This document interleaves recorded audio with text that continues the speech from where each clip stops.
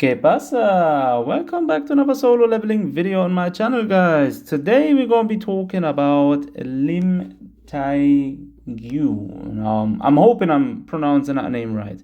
Anyways, this character is probably the most potential having character in the game, with his ultimate being the highest damage dealing ultimate in terms of attack percentage in the entire game. Like literally, this guy, in terms of single target damage, he is literally one of the, if not the highest damage dealing character in the entire game, right? If you're talking about purely his ultimate, definitely up there. Because if you manage to hit all rounds of his 8 shots, he will be doing insane amounts of damage alongside his breaking capabilities. He is definitely apart from that, a very good DPS overall. Now let's talk about his kit, his artifacts, and everything. Now, in terms of artifacts, you want to run this guy with 3 different builds. So there's essentially 3 ways of building him. You could equip him with the solid foundation, which basically gives you a 2-piece, increases the basic attack damage by 18%, and the 4-piece increases the core attack damage by 18%. And when the attack hits, charges the core gauge by 60, right? In my case, I'm choosing the solid analysis because this one will increase, or basically this one, the damage dealt to enemies in the break state increases by 15%, and the 4-piece will increase that effect by 30%, which is what I'm running this character with, right? Apart from that, you could also run the armed set. However, that's the least desirable set of the 3, right?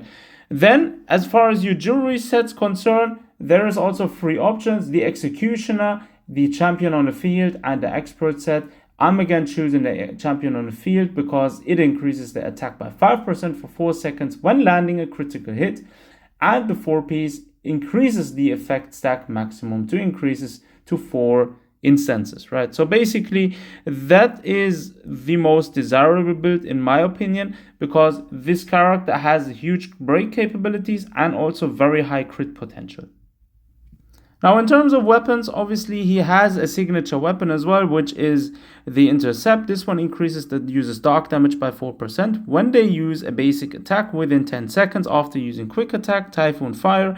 It increases their attack by 6% for 30 seconds, stacking up to 2 times. So this one is actually very good for him. However, the F2P variant of this, if you don't have his SSR weapon as of yet, would be definitely the Steel Bow, because this one increases the user's critical hit damage by 18%. You could also run the R version of this weapon, which basically increases the user's critical hit damage by 18% if it's on a higher tier, and it also increases the user's attack defense and HP by 10%. Again, this only applies if you have it awakened past 5-star. Now, in terms of best stats you want to be choosing for him, the main stats you always want to be getting for this guy is: for the helmet, go for attack; the boots, critical hit damage; bracelet, always dark damage; and the ring, go for attack percentage up. As for substats, you always want to focus on attack first, then dark damage increase, and then last but not least, damage increase. Those are the main and substats you want to be focusing on for this character. Now, in terms of skill level priority, you want to be focusing in terms of his basic skills on the Typhoon Fire, because even at level 1 it does extreme amounts of damage and it inflicts heavy break damage, which makes him also one of the best breakers in the game, apart from the fact that his core attack also inflicts break damage. Then there is a support skill which inflicts medium break, and it also increases the user's core attack damage by 15%. So in a rotation, you ideally want to switch him out with his support skill and then run his core attack as well. After that, his QTE skill is also somewhat useful, but his main damage potential comes from his ultimate, and you want to level up his ultimate as high as possible if you want to make the most amount of damage possible in the game, because this one will basically activate the sniper mode, the user's basics attack changes to become quick attack Typhoon Fire that deals damage of an ultimate skill. Attack type Typhoon Fire damage increases by 1157% of the user's attack, and the user can fire up to 8 projectiles. So if you manage to fire up to 8 projectiles, you will be doing 8 times 1157% of the user's attack. So you can do the math yourself. That is an insane amount of damage, like literally broken. Now, if for those of you who wanting to know what the best copies for this character are, now if you're free to play and you don't want to spend any money on the game or anything, or you haven't been lucky with him, in base form he is perfectly alright. However, the desired state you want to get into is A3, because the A3 will basically, when Magic Boost is active, increases the effects of Core Attack, Typhoon Fire, Quick Attack, and Typhoon Fire by 30%.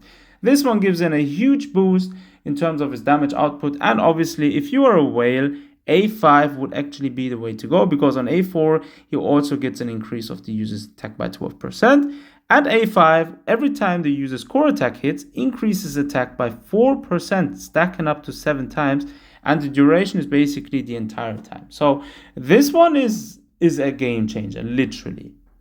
Now, if you're looking for a best team build for this character, he actually works well in multiple teams. Now, this one is a sample dark team. You could also replace Lee Bora for someone like Kang Tae-Shik. He's also very good. However, this was like an example dark team. Now, since he can act as a main DPS, as a sub DPS, and also as a breaker, right? So he can actually fulfill 3 roles. However, if you're looking to make him one of the hardest hitting characters in the game, you could actually run him on first spot, put him as DPS. Then you want to be running Ming. Actually, swap these two around. So Min is on first spot, and you want to run Lim Tae-Gyu at second spot. And last but not least, you could throw someone in there like Siu, Jiwoo for that extra break effect. You could also run Nam Chae-Young. She's also very good, very much slept on character. Or you could run someone like Emma. All of these options work very well. Now, there's a lot of pros and cons for this character. He's got amazing damage output while also providing break on a lot of his skills, making him a good option for any boss. His damage scales with attack, making him a pretty simple unit to build actually, while also being one of the highest damage dealers in the game. Best unit in the game for single target damage per se, like there is no one who tops him in terms of single target damage. Easy pick for bosses, I mean, unless you have someone like A5 plus Cha, then we're talking on something else, right? But we're talking on base form right here, definitely highest attack damage in the game, single target damage, easy pick for bosses without ads where you can aim his skills. Definitely has a good synergy for units with good core skills, thanks to his magic boost. So someone like Alicia would also fit in very well with him. Having around 37.5% uptime on his support skill is actually increasingly high. Now, in terms of cons, I can only think of one, because some of his skills can take some time to charge up or aim. That's one of the things like which is a bit tricky about him, right? So making him a bad option for some levels with a lot of mobs. For example, if you fight in like single target bosses in encore missions, easy. But once you fight in, like, for example, the alley wolves, I wouldn't really recommend him, right? So those are my takes on him. So yeah, guys, there you have it. That's my review and my build guide of Lim Tae-Gyu. Leave a comment and a like if you haven't done so already. Thanks for tuning in. Take care of yourselves. Until next time.